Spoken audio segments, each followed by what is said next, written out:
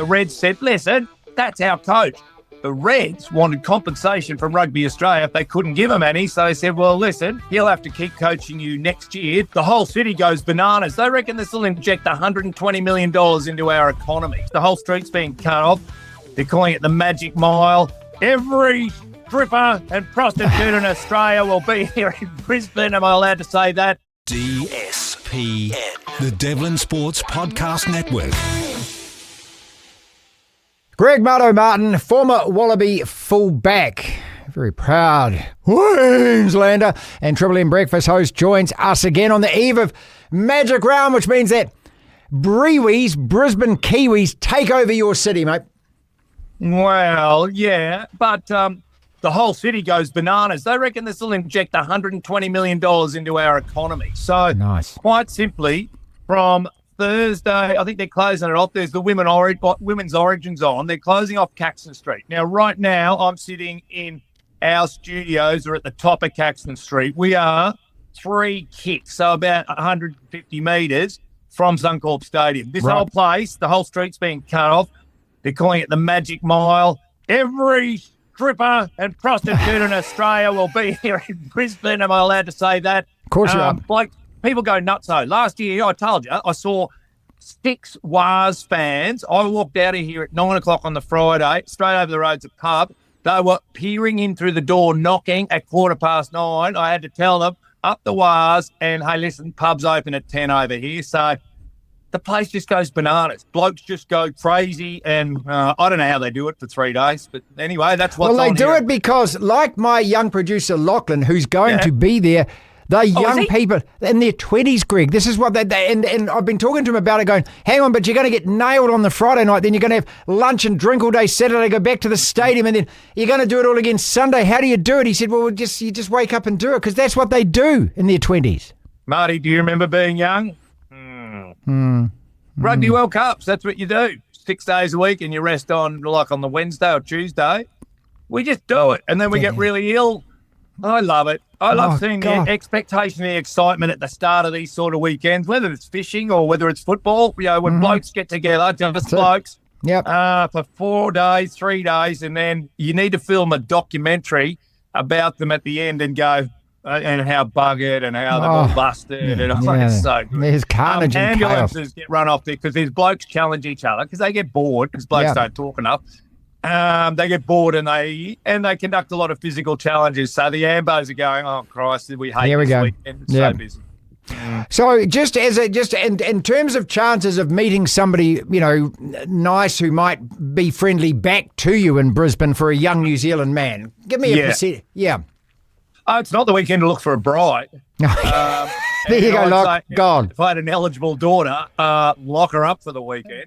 Right. Okay. If that's what you're asking. Is that that's what you're asking? Yeah, that's what I'm asking. Yeah. No. Well, let's talk about your Broncos' chances. Okay, so that first half against the Doggies was unbelievable, especially in those conditions. It was almost a perfect 40 minutes of football. But now you've got Magic Round against the Penrith side who've lost 6 of 7. You can feel banana skin, can't you? I can't work the Broncos out. The Mads Maguire, when he came here to coach, said, I'll get rid of the rock star mentality and we'll be into the grind every week and all that sort of stuff. And that's what it takes. But the competition's so level. You got the 4 times consecutive premiers are now at the bottom of the table. That probably sums everything up. And this is where the NRL wanted to be, have an equalisation process where 1 team or 2 teams or 3 teams wouldn't dominate every year. I think it's brilliant for the competition. It's wicked if you're a tipster in the paper and stuff because you're looking like you're an idiot. But it is brilliant. Broncos, they could come out. Adam Reynolds put on a mask class at halfback. Nathan Cleary, we know, is the best halfback in the game. I'll tell you who we have got, tell you who's been the find of the year, and I know he was around last year. And I think he's got a great history, if I remember correctly, the Willison name. Xavier Willison he's playing on the left edge for the Broncos. He's a Kiwi, isn't he? Yeah, he's a Kiwi. Yeah, he's one that got away because he is quite possibly Madge Maguire, the coach of the Broncos, described him as the closest thing he's ever seen to Brad Thorne. That's Brad Thorne. That's right. I love Brad Thorne, mate. Actually, speaking of things, Brad Thorne, let's just move straight on to that. So you've got a brand new Wallaby coach, and everything to do with rugby. It's like here in New Zealand. Big announcement today. Hey, we already knew. It's like, hey, what do you mean a big announcement? We already bloody knew, mate. We knew this about 6 months ago. But the little curve on it is that Joe Schmidt's going to stay now till the end of year tour, and Les Kiss is going to stay for another Super Rugby season and then take it up. So why has that happened? I know these guys have worked together in the past. Is it because they actually want to work together on this, is it? Right, no. Let's start with, that would be the story that they'd like to peddle Australian rugby. But Rugby Australia has no money until all the fat bastards from the Lions tour come and spend all their money. Then we'll have money. Okay. Until then, we haven't got any. And the Reds said, listen, that's our coach. The Reds wanted compensation from Rugby Australia for stealing Les Kiss. They couldn't give him any. So they said, well, listen, therefore, he'll have to keep coaching you next year, 2026. And then they went on and pleaded with Joe Schmidt and said, please stay on for the what do we call it? I call it the spring tour. Autumn, spring He'll tour, stay on for that. And then Les will coach the Reds.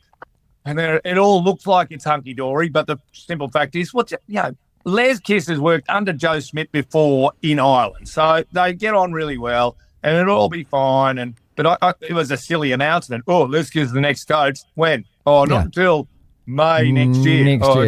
Yeah. So it was a nothing announcement. The excitement here, mate, is about the Lions, though. Okay, so give me the glass half full, glass half empty. I'm going to read you a list of names because this is the fifth coach you're going to have in 10 years, right? Glass half full, glass half... fifth coach in 6 years. 6 years. Okay, so give me glass half full, glass half empty on Checker. He's good, but only in the short term. You don't want him more than 2 years. Eddie Jones, mate. Never want to see him again. Dave Rennie. Never got to realise his potential. Joe Schmidt. Bloody ripper. A big loss. Is Les Kiss going to be the guy that can bring the Bledisloe back, and also you haven't had a World Cup win since 99, even though you've got to the final of 2015 and so forth. Is he the man that is going to restore the Wallabies to the level that you used to think that you deserve to be at? My head says no, but my heart says, bloody oath, mate. We're going to win the Bledisloe, and we're coming for the World Cup, and we're going to beat the Lions. I'd love you to beat the Lions. I just want to see a squared series going into number 3. I think that's all of us neutrals want. We just want to see that. Okay, your Reds did a number on the Blues. Scored early, 14 points. Did the same against the Brumbies, but couldn't hang on in that. But were impressive. And I'll tell you what, your young halfback, I keep forgetting what his name is, but he... Man, I'll tell you what, if there was a mouse hole under the fridge, the guy would find it, wouldn't he? Yeah. Exactly, and he's been doing it for years too, mate. He was in the sevens. He was first. He came from Noosa. A lot of Kiwis. I've been to Noosa. Yep. It's not a rugby stronghold, mate. It's a beach. It's a surfing with a surf club on it. Yeah, that's right. He came from there. First kid ever to play from Queensland. For Queensland from Noosa, which is only 150 k's up the road. First kid. Somehow he came through that. He was in the sevens. That's why he knows how to beat a man so convincingly. If you want to be a back, you should come through the sevens program. He's a ripper, mate. What about Tommy Liner, my mate's son? Yeah, he was good too, mate. I mean, the first 2 tries for him were excellent. And obviously your boy Fraser is just getting better and better every week, isn't he? Love him. Get him up here. I want to bull him. Finally then, some advice for Lachlan. He's going to Magic Round. Use a condom.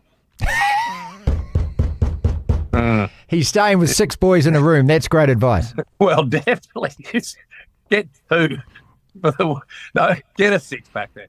If you see him out, go that way. If you see those boys out that way. I'll spread the word on our radio show tomorrow morning. If you see a bunch of Kiwis, feel sorry for them and give them one for Aussie. This is the DSPN.